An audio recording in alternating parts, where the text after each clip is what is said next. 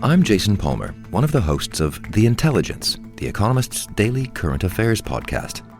The Economist's award-winning shows make sense of what matters, from our special series on China's president to our weekly podcasts on business, technology, and American politics. Our journalists provide fair, in-depth reporting on the events shaping the world. Search for Economist Podcasts Plus and sign up to our free one-month trial.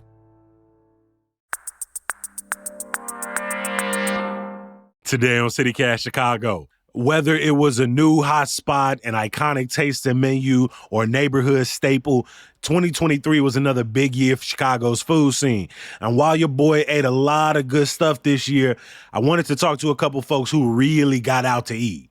Yeah, I mean, I think my personal count is like 370 unique restaurant visits this year. John Ringer and Adrian Kane from The Infatuation Chicago are here to talk about best new restaurants, favorite dishes, and spots to watch for in 2024. It's Wednesday, December 20th. I'm Jacoby Cochran, and this is what Chicago's talking about.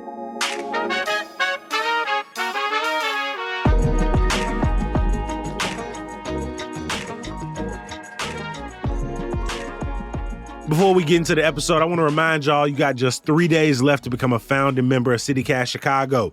We really need your support to help make sure we can keep telling the stories you love and having conversations that matter in this city. And when you become a member today, you'll get cool perks like ad-free listening, and you'll get to be a founding member forever, one of the very first. Head over to membership.citycast.fm to become a new member now. All right, let's talk about food. Good morning, Adrian. Good morning. Nice to see you or hear you. Nice to see you. Good morning, John. Hey, what's up, everybody? Happy to be here. Hey, happy to have both y'all in here. John, what was your favorite restaurant experience of 2023? Oh, I think for me, it's really easy. It's got to be Boonies, Filipino restaurant in North Center. And I think it's very personal to me because I'm Filipino. I grew up eating this food, my parents would always make it, and it's fun, because I brought my parents there, because they're my radar. They're like, yo, can they make this? And then my mom and dad, they came, we're eating there. There's an awesome playlist that's bouncing between K-pop and Filipino oldies. There are old family photos. It's just so welcoming and so inviting. And I still remember my dad had a first bite of sisig, and it's this pork hash that's bubbling up on a sizzling plate with, a gooey egg on top and spicy house-made sauce. And he goes, all right, this is good. I admit, this is good. And I was stamp of approval. There we go. That's what's up. Beautiful. Adrian, same question to you. What was your favorite restaurant experience of 2023? I was thinking about this. For me, it's probably Tuk Tuk, this Thai restaurant that I went to actually with the team, with the Infatuation Chicago team. And we had a team dinner there. Everyone was there. And we're just laughing and sweating because the food was really spicy and sharing this fried fish. Yeah, John, you remember. And we were and it was casual and it was a good time and it was loud in there. So we were loud and it was just so the conviviality was happening. And, I don't even think we had booze because it's BYO and I don't think we brought any, but we were just we were high on spice. It was just a really good time. And it was a really hot day. It was 90 degrees. Remember that, John? It was 95 degrees and we were but it was just so much fun. What I love about both of y'all answers is as much as you could have focused on, right, the service and maybe the cost and how good the different dishes were, the cocktails, so much of our experiences in these restaurants come back to the time we spent with our colleagues and our friends or our parents. I mean, when I think about my favorite restaurant experiences, I think about the chef that made me laugh at the chef's counter at Giant, right? I think about date I was on at 1:45 in the morning at Chi Cafe. I remember trying the pasta for the first time at Daisy's, right? Adrian, I'm going to ask you to go through your entire 2023 to this point, and what is the best thing you ate at a Chicago restaurant this year? All right. Well, you have to understand, this is very subjective. For me personally, the best thing I ate was the creamy chicken parm from Provare. It just Ooh. was. I don't know if you've had it, but it hit. It was the perfect dish at the perfect time, if that makes sense. And it's Hmm. excellent. I've had their brunch before. I've had the waffles during the day, but Provare is a great restaurant, and they just got a larger location this year. Is that correct? Correct. Yes. And that's why we went ahead. They moved like a few blocks, I believe, east, Hmm. still in West Town. And that's why we put them on our best new restaurants list. Cause you know what? New to us, new location, new menu, new space. It's new, right? Hey, shout out to Provare. John, what was the best thing you ate? I know you was digging the creamy chicken parm too, but what's your number one? Yeah. So I think for me, it's kind of it's a three-way tie. Okay. We're starting with the burger at Warlord in Avondale. So basically, this was a burger. I was like, oh, this looks great. It's nice and chunky, and then you take a bite out of it. It's creamy. It's zesty. But then it's like I finished it and I was like, wait, there was no cheese on this burger. Like I was like, Oh. wait, and I didn't miss it at all. It kind of blew my mind, and I was like, I need to come back. And like I've been back, I don't know, like 4 times since, and I'm in it, you know. And then like two quick shout outs. There's like a really good tamarind fish soup at Boonies called Sinigang. It usually is like a rotating fish, but it's like a mainly tamarind and burnt tomato broth. I think right now it's like green apple and tamarind. And then I'm on a tamarind kick. There's this Cambodian restaurant in Rogers Park called Khmer, and I had their tamarind spicy shrimp like for the first time like a couple weeks ago, and I was like, yo, I've been here before. I haven't had this, and like, why have I not eaten this before? You know, that was it.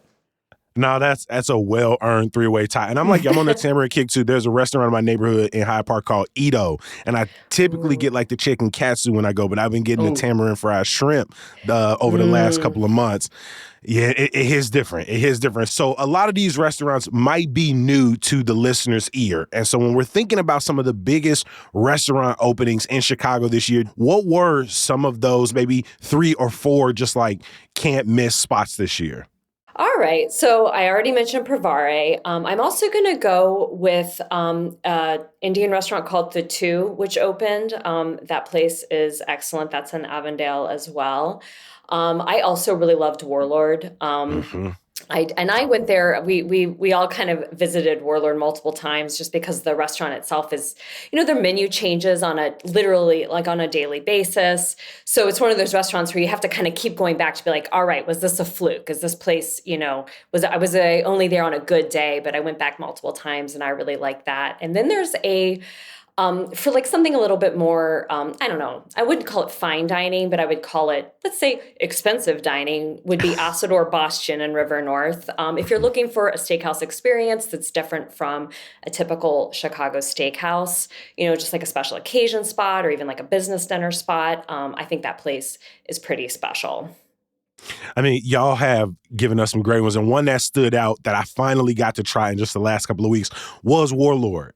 And it's an interesting one because to be a, sort of hot restaurant and not have reservations, you just got to pull up at some point between 6 and 1 a.m. and try to get in. And so I expected a little bit longer of a wait, but luckily I got to the point there was no line around the block when we came in. Like I'm one of the people, like I grew up on the Chappelle Show, so like the Player Haters Club, I don't mind hating on the place. I wanted the hype to be a little like not as earned. But then I was eating the steak. I got about halfway through and I'm like, gee, I'm asleep right now. Jacoby, you are speaking our language. That is the thing, right? We're like, is this I know the hype comes and we're ready. We're ready to be like, nah, this can't be it. And then it is. And then we kept going back because every time one of us would go, we'd have an amazing time. And we'd be like, all right, is this the hype machine? Someone would go back and be like, no, this place is just really good.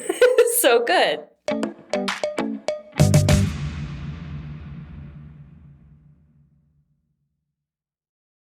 John, 2023, we're still in pandemic recovery mode.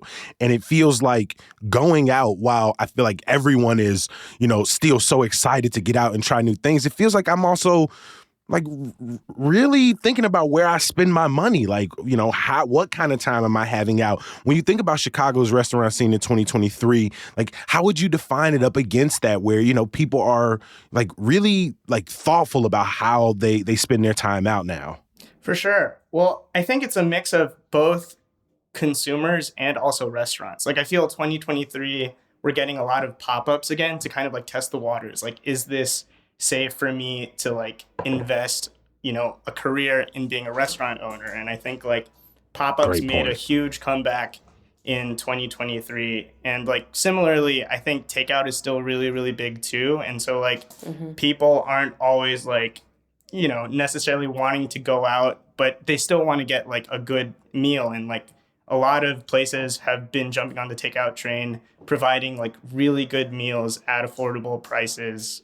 Yeah, I think about a residency / maybe pop-up that was happening in, I think it was 2022 at Soho with Chef Sandoval, and now that's Diego in some respects, right? Now it's sort of a full. John, did you have any other examples of maybe pop-ups you really enjoyed in 2023 that you're looking out for?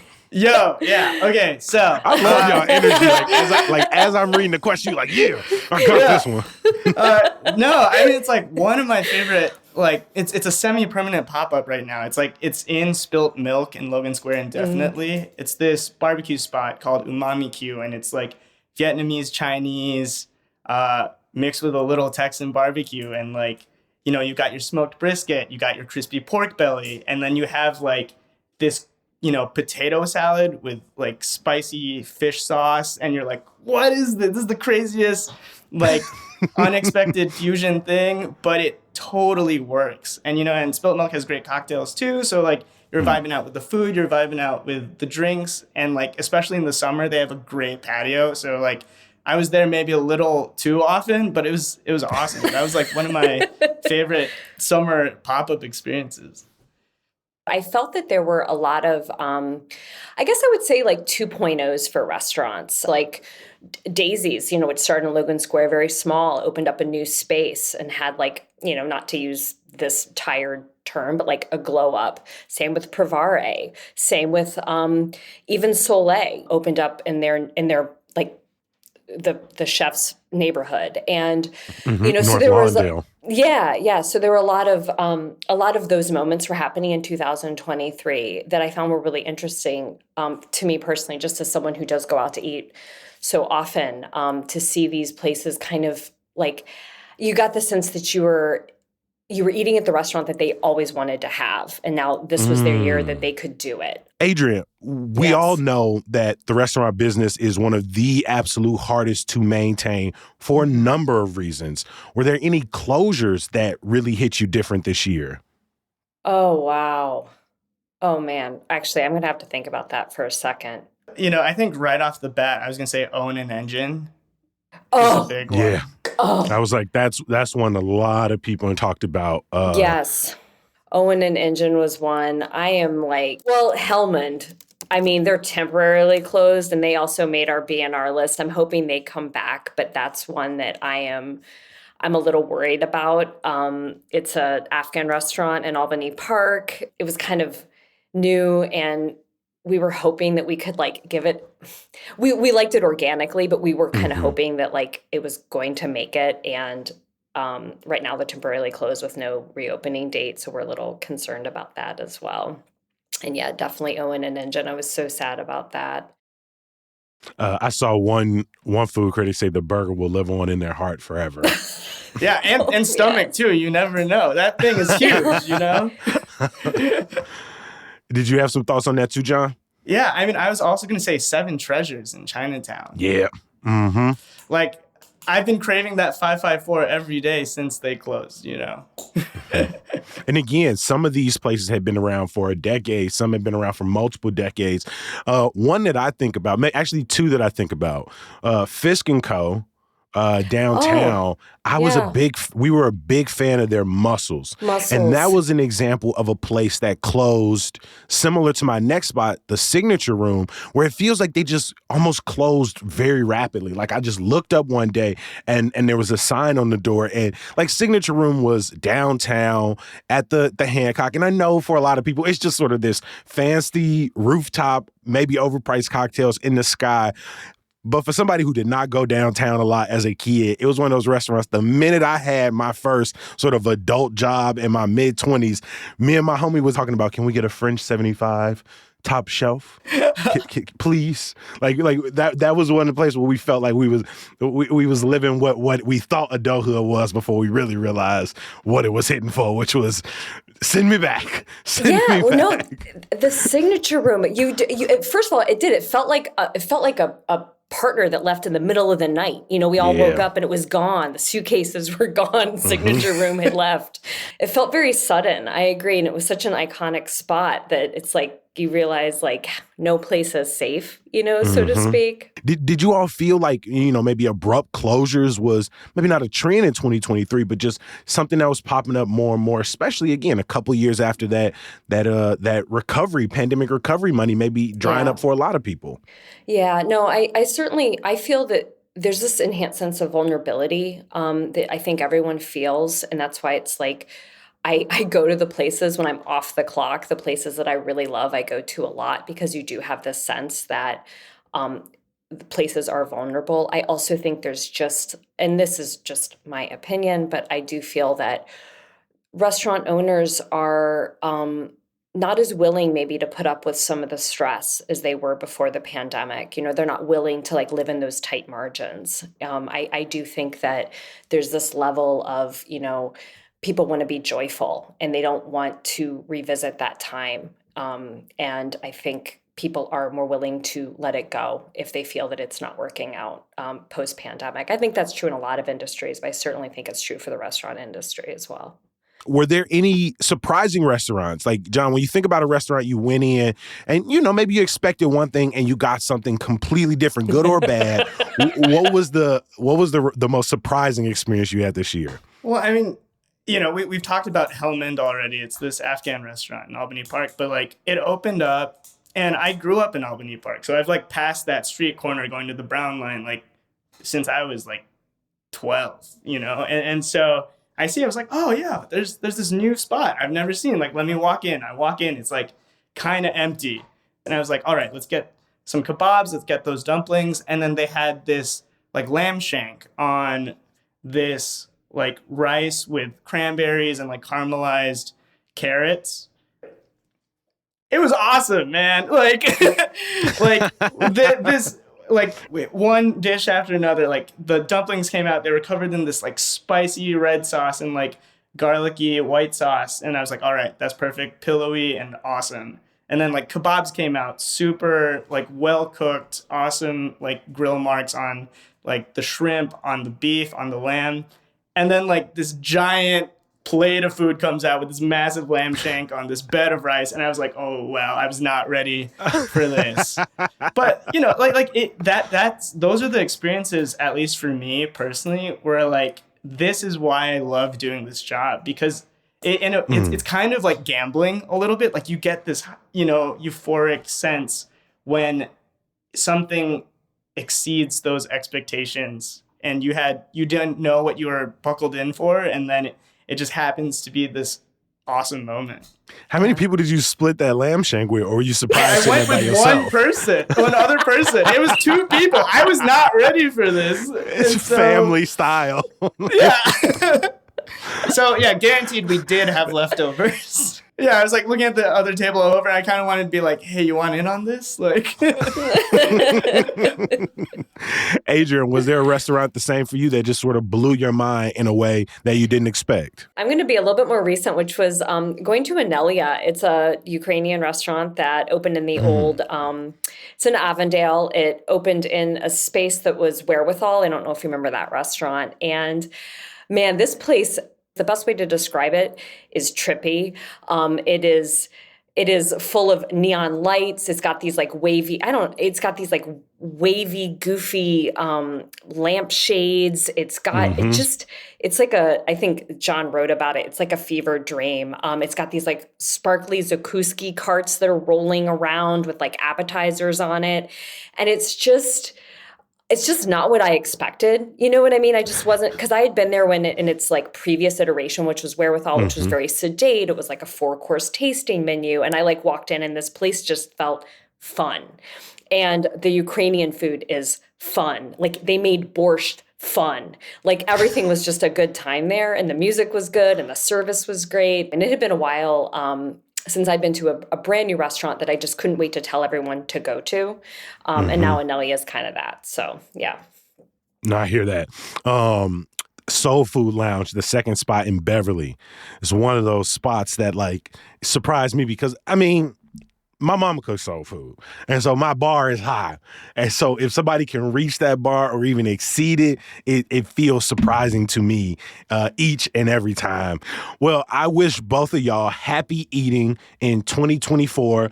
Another 52 weeks of just fantastic dish after dish, app after app, entree after entree. A huge shout out to two of the members of the Infatuation Chicago team, Adrian Kane and John Ringer. It means a lot y'all making time for CityCast. Oh, thank you so much. This was really a lot of fun. Thanks so much, everybody. This is sick. This is so great.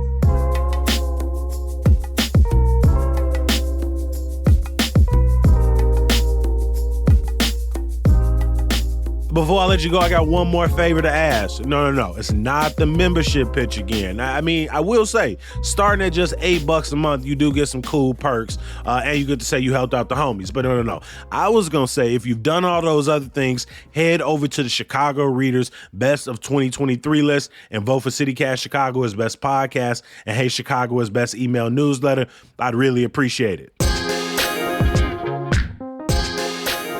Now let's get to the good news. If you're an early riser, I might have the perfect concert series for you. Lynx Hall is home to the 33rd annual Winter Solstice Concert Series with 3 consecutive sunrise shows. You heard me right, sunrise shows on the 21st, the 22nd, and the 23rd at 6 a.m. I did say early riser.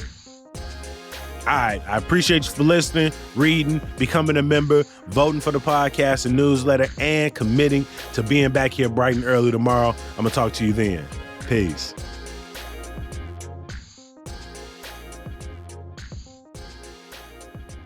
Now, this conversation is literally the example of just like, I can't believe they pay me for this. Like, I'm just sure this is for the listener. This is for CityCast Chicago, the family. No.